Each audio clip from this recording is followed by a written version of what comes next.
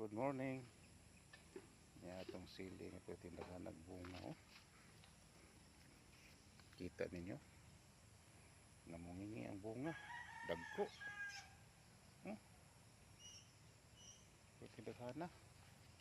Kaya po yung silingan oh. May mga hinog. Yan daghang kay bunga oh. Gamay-gamay lang ni pero dahag bunga. Ang atong variety yan is Red Hot F1. Wow. Berting bunga. Muna si kalainan sa kulikot o sa labuyo.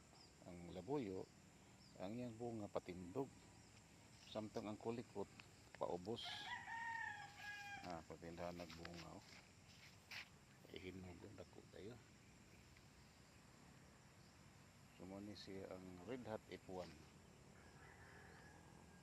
Muna ato ang Sili Farm. Di iyang silingan nga Bisaya kay ang uban gud wa kasurbay ba. May mortality niya wa natay similya. Gilisan na ko Bisaya. O da. Daghang bunga oh, Bisaya. Muning Bisaya variety. Bisan sa Bisaya day lain-lain sa silang variety kay sama ani hilaw pa may pagka yellowish dili siya green nga green gud. Ana ko'y variety dito nakitaan nga samtang hilaw pa green kay siya. Motoy gingon nila nga Bisaya gud. Kuan siya. Hang kuno kay ito. Kani may pagka yellowish man. So i-compare mo sa hybrid no dagko kay bunga hybrid. Hybrid siya. Sakto gisang ingnon og hybrid kay hybrid gud. Dagko man gud. Okay, thank you very much. Click like punta mo diha.